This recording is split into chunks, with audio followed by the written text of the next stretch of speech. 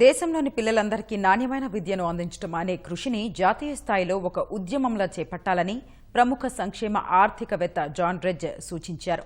లేకుంటే అనేక లోపాలు, అవలక్షణాలతో నాశనమైన మన పాఠశాల వ్యవస్థను మెరుగుపరచడం సాధ్యం కాదని ఈనాడు ఈటీవీ భారత్లకు ఇచ్చిన ఇంటర్వ్యూలో తెలిపారు. దేశంలో ప్రస్తుతం ప్రాథమిక విద్యాస్థాయి నుంచి నెలకొన్న లోపాలు ఆర్థిక, సాంఘిక అసమానతలను పెంచుతున్నాయని ఆయన విశ్లేషించారు. దేశం సమగ్రంగా అభివృద్ధి చెందాలంటే పిల్లలందరికీ నాణ్యమైన విద్యను అందించడం కీలకమని, ప్రపంచంలో ఎన్నో దేశాల అనుభవం దీనిని నిరూపిస్తోందని జాన్ రెడ్జ్ అన్నారు. Even after the 74 years of independence, India is home to 1 in every 3 illiterate adults in the world. India currently has nearly 30 crore illiterates. What is the root cause of this failure in the education sector? Well, I would say that insofar as there is a root cause, it seems to me to be the indifference of the privileged classes towards the education of poor children, especially of Dalit and Adivasi children. This year itself, we are seeing several dramatic examples of this indifference. For instance, the school education budget was reduced this year by about 10%, even though the overall budget of the central government was increased by almost 20%. So this is an extraordinary budget cut, and there was no discussion of it.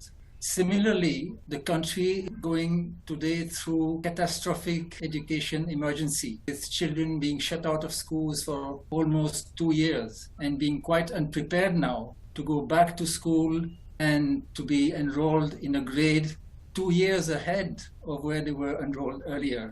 That requires a lot of preparation and thought and discussion and, of course, also expenditure. But none of that is happening on a significant scale.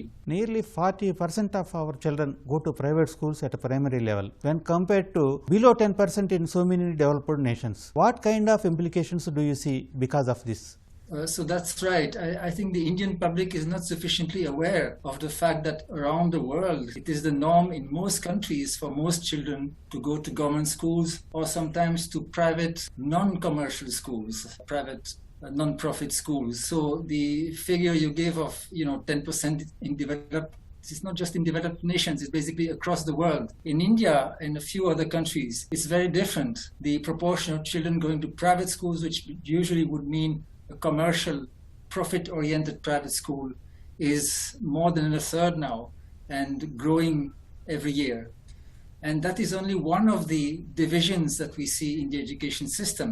On top of that, of course, there is a lot of stratification within the private system, with some of the low-fee private schools being of as bad or even worse quality, with government schools in the remoter areas for underprivileged children being really virtually dysfunctional, and then some of the better government schools like the Navodaya schools being very good. So we have multiple stratification in the education system, and the main consequence of that is that the education system produces the inequalities, the economic and social inequalities.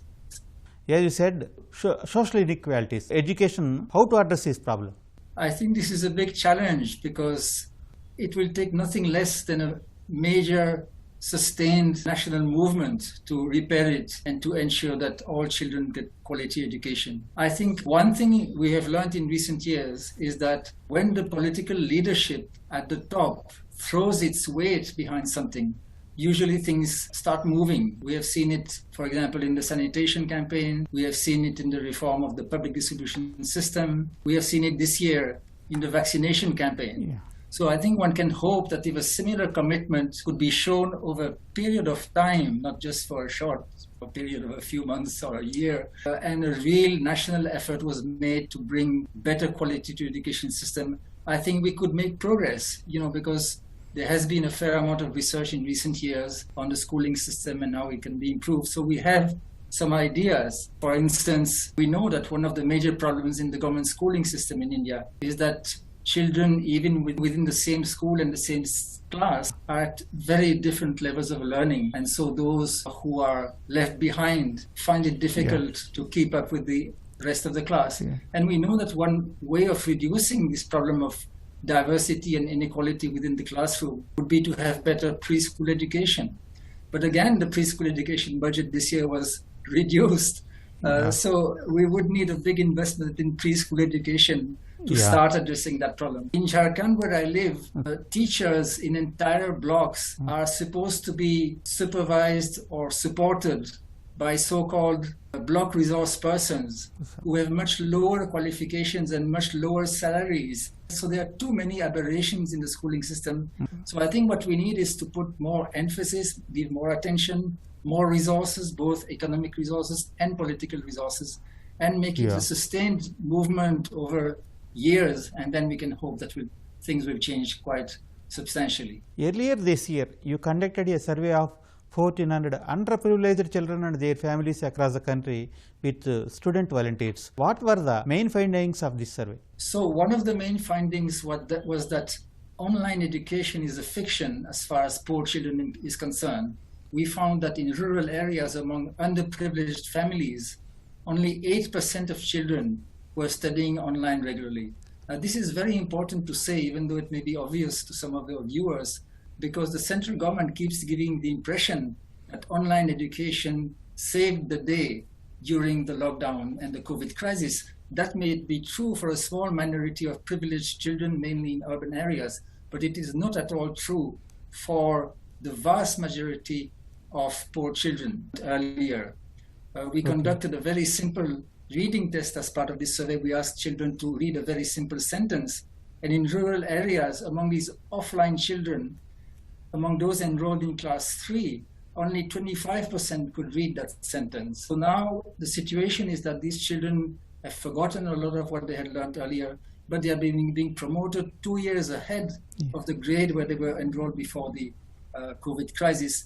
And that creates an urgent need for radical provisions to make it possible for these children to continue studying and not become de facto dropouts. What kind of changes in approach do you suggest the school should make in their curriculum and pedagogy to deal with the present crisis? I think what is most important is to realize the gravity of the situation and to avoid shortcuts. We have to realize the immensity of the gap that separates poor children today from the curriculum of the grade in which they are enrolled. I think that either the curriculum needs to be drastically simplified or the children have to be given more time. A few days ago, I was talking to a teacher in a school in Chhattisgarh, talking about these children who had forgotten what they had learned earlier. She said, I cannot do anything for these children because I cannot slow down the entire class for them.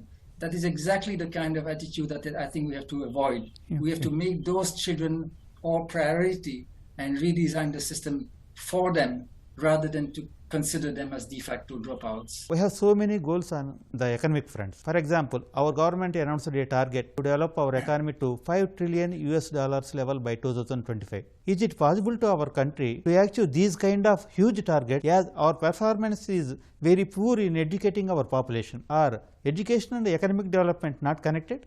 Well, of course they are connected. I think this goal of India becoming a $5 trillion economy by 2025 is best ignored. I mean, it's just rhetoric. There's no conceivable scenario where this could possibly be achieved. And secondly, I think that in any case, what we need to focus on is not economic growth, or at least not just economic growth, but development. Development is not just more US dollars.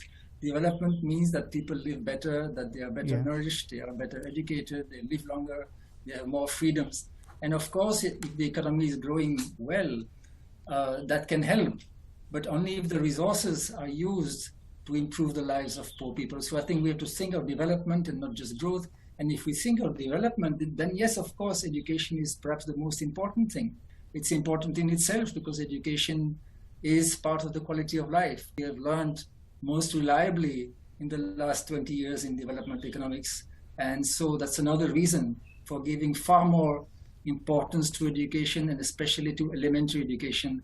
Sir, which countries are moving in correct direction in educational field among the developing countries? What can we learn from them? Most countries in Asia, outside South Asia, have given a lot of importance to education, invested in schooling at an early stage of development, and are now reaping the benefits of it. I mean, that would apply to most of East Asia, including China, Vietnam, and closer to home, Myanmar, for example.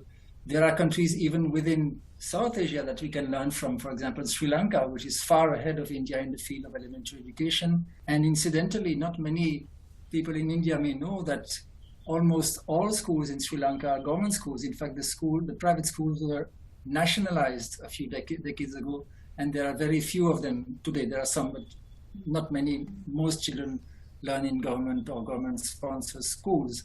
So I'm not saying we can do the same in India. It may be too late for that kind of step, but it's an inspiration we can take of a radical step, cardinal importance of elementary education for development. By the way, we can also learn not just from other countries, but also from some of the Indian states that have given adequate importance to education. For example, Kerala, much before independence, Tamil Nadu, very soon after independence, gave a big push to elementary education and is again reaping the benefits of it.